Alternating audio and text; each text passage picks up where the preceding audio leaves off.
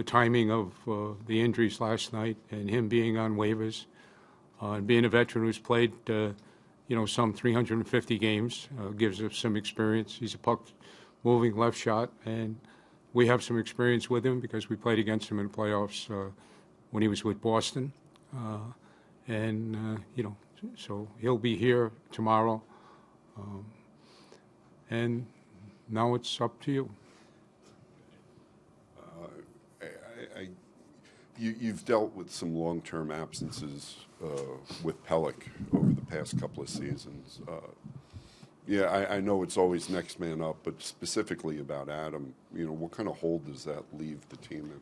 Well, there's no question the type of player he is and, how important he is to the lineup, but injuries are part of the game, and you have to rise to the occasion, and exactly what transpired in the game last night is what we expect from our players who are healthy. And just anything more on Sebastian, whether it's not going to be as long-term perhaps as Adam? I don't think it will be, no. In a day with some unsettling news, is that a little bit of a break that maybe some good news on Sebastian? Yeah, and the reason for Martin on long-term injury is to, not long-term injury, to retro was because we needed the roster spot if we did acquire the waiver situation today to get to 23. How seamlessly do you think Mike Riley can fit in once he does get here? And, why was that option maybe better than, you brought Grant up, you have some other defensemen at Bridgeport? Well, for the reason that we did this, it's not that we have a lack of confidence in the defenseman in Bridgeport, it's just that we bring a more experienced person.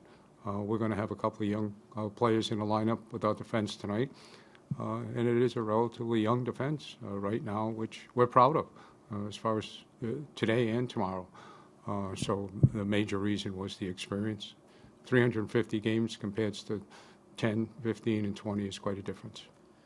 What do you think of the way the team has been playing? Lane mentioned last week he liked how things were going at 5-on-5, even when the results maybe weren't there. I guess has that been in line with how you've seen it? Absolutely. I think the last several games, our coverage has been exceptional. I think our breakouts have been extremely good, and I think we've had some great offensive opportunities, which we've capitalized at different times. And so, yes, we're at this point, all you do is look forward. You don't look back.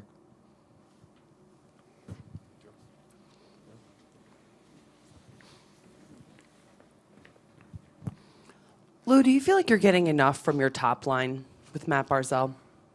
I think that both Bo Horvat and Matt Barzal have much more to give, and I believe they will.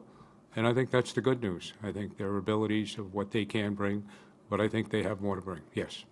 How often are you and Lane talking about what maybe you think would be a good fit playing with the two of them, and how much of that is Lane's decision, whether it's Simon Holmstrom or somebody else that moves up and plays with them?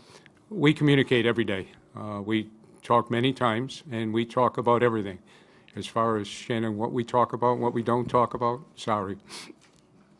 You've spent a career evaluating coaches. It's just part of what you have to do. You touched upon it, but how do you like, the way Lane kind of navigated through that? Lane's composure through that whole process was evident by, the way the players came out of it. Yeah, I mean, do you still see everything in Lane that you saw when you hired him, and you still like everything? Yes. Yeah. And just, obviously, fan discontent. When the team wasn't winning, the fans, started chanting some ugly things. What's your response to that? I have no response, like I don't have any response to when you write some ugly things. Okay. That's part of the game. Yeah. That's part of your profession, and I respect the fans. They have the right to do what they feel. I love their passion. I don't mind. We're expected to win.